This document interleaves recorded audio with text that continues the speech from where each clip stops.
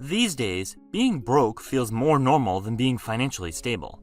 Sure, there are some real reasons tied to outside circumstances, and those definitely matter, but personal habits and choices play a big part in it too. The rising costs of homes, student loans, expensive cars, and just day-to-day living make it all harder to get ahead. But it's like people have started to accept being broke as just a permanent part of life. One of the reasons being broke has become so normalized is because there's a lot of pressure to look like you're doing well, even if you're not. It's kind of funny when you think about it, because people will laugh at the fact that they have no money, while pointlessly going into more debt. Take cars for example. Driving a brand new car is seen as the standard, while having an old, beat-up car is often judged or looked down on. Think about the impression you make when you roll up in an older, budget-friendly car versus a brand new one fresh off the lot. The new car usually gets more respect, even though it's probably financed with a sky-high monthly payment and losing value faster than most people can keep up with. Meanwhile, the older car might be reliable, paid off, and cheap to own, but it doesn't command respect. People will go into serious debt just to keep up that image, taking on huge monthly payments for a car they can't really afford, just so that they don't seem broke.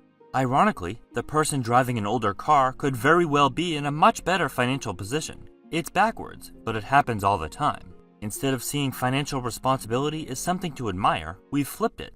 Now it's about maintaining an image of success, even if it means draining your bank account. That kind of thinking turns being broke into a lifestyle people silently accept, all for the sake of fitting in. It's kind of wild how society treats people who don't have an amazing apartment or home. Like if you have roommates, live with family, or just don't have your own place, people automatically see that as a bad thing. There's this unspoken rule that unless you're throwing away a big chunk of your paycheck on rent or a mortgage every month, you're not really independent, and you're not really doing well. But honestly, when you break it down, it makes no sense. Why is it considered a flex to be paying thousands of dollars just to live alone in a space way bigger than you actually need? A one-bedroom or even a studio can be perfectly reasonable for someone living alone. But nope, that's not how people see it. Unless you're in a high-end apartment steps away from the nightlife or own a nice house out in the suburbs, people act like you're living in some kind of rundown dump. Also, it looks like we've made it. Meanwhile, people who choose to live with family or split rent with roommates, often to save money, pay off debt, invest, or just not stress about bills every second of the day, get side-eyed like they're stuck in life. It's such a backwards way of thinking. For some reason, it's more socially acceptable to throw the majority of your paycheck towards rent and utilities for extra space you barely use, just to look good, than it is to make practical, financially sound choices. Sure, having a nice place to relax after a long day is great. But realistically, how does it make sense for one person to live in an entire house alone, especially when they're gone at work most of the day and the bulk of their budget is going towards just that one single expense? It's like we've collectively decided that struggling alone is more respectable than thriving together. Make it make sense. These days, being broke is kind of treated like a joke. People laugh about it, post memes, and talk about it like it's just a normal part of life. And yeah, humor helps us cope, but there's a difference between being relatable and brushing off something that's actually a big deal. Always joking about being broke can make us forget how tough it really is to live without financial security.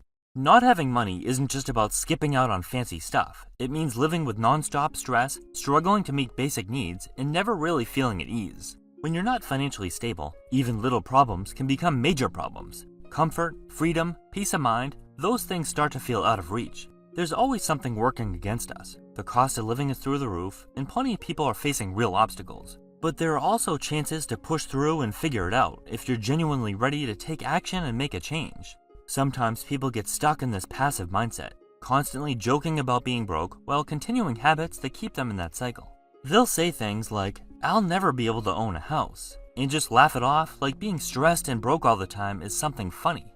When being broke becomes an identity instead of a situation you can change, it makes it harder to take action. And this isn't just about chasing money just to show off. It's about having choices, stability, and not living in constant worry. Instead of brushing off financial struggles, we should be having real, honest conversations about how to get to a better place. So many people treat debt, like student loans, as a permanent burden rather than a challenge they can overcome with focused effort. This mindset isn't limited to student loans. It shows up across all types of debt. Instead of making short-term sacrifices to wipe out these financial obligations, they opt for a more comfortable, stagnant approach that delays progress. The idea of living like no one else now so that they can live like no one else later doesn't appeal to them. They want comfort now, not later. They refuse to make small sacrifices, like cutting back on DoorDash, that could lead to bigger success, and as a result, they don't get anywhere. Instant gratification takes priority over the long-term rewards of financial freedom, stability, and true wealth building. They're unwilling to commit to disciplined habits for a few years to eliminate credit card balances or student loans, at which point they can loosen up. And as a result, it's becoming more common to see people in their 40s still burdened by student loans and credit card debt. Meanwhile, the same people are going on vacations as if skipping a trip is worse than paying 30% interest to a credit card company. It's a trade-off that doesn't make sense, but it's one many people seem willing to make. In some circles, there's an odd stigma about building wealth and striving for financial independence, almost like it's something to be embarrassed about. People tend to look down on those who prioritize budgeting, long-term planning, and smart investing, not because those goals are wrong, but because they're not willing to put in the same effort themselves. They see being frugal and not spending money freely as something negative. You'll often hear comments like, "You can't take it with you," or "I'd rather enjoy my life now," which at first might seem like a reasonable way of thinking, until you take a closer look. Their idea of enjoying life often turns into a never-ending struggle, living paycheck to paycheck with no financial cushion to offer peace of mind or flexibility. It's a cycle of waiting for the weekend to enjoy themselves, while suffering through the entire work week just to make it to the next one. It's much easier to write off someone's financial success as greed or luck than to face the uncomfortable reality that true financial freedom takes time, discipline, and delayed gratification.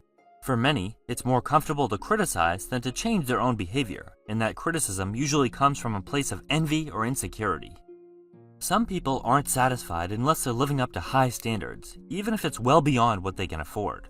They want what they want, whether it's a new car, frequent meals and dinners out, or the latest, most modern kitchen in their home, and they'll spend freely, even if it leaves them broke.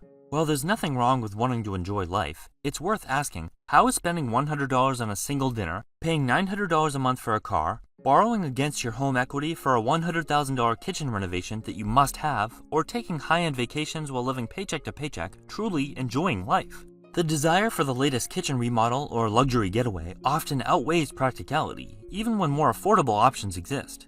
It's less about comfort or happiness and more about maintaining a certain image, one that can quietly lead to stress, debt, and long-term instability. The ironic part is that many people don't even realize these purchases, and the financial burdens that come with them, aren't actually bringing them happiness.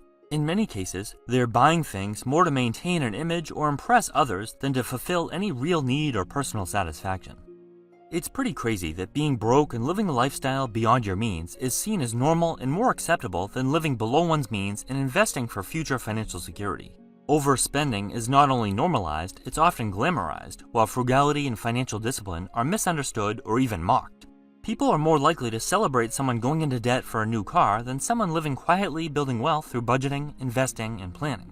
But the truth is, living below your means isn't about deprivation, it's about freedom. It's the freedom to not stress about bills, to walk away from a toxic job, to retire early, or to take a break without financial panic. Until we shift our mindset and start respecting long-term thinking and financial independence as admirable goals, we'll keep seeing generations trapped in a cycle of debt, chasing appearances instead of security.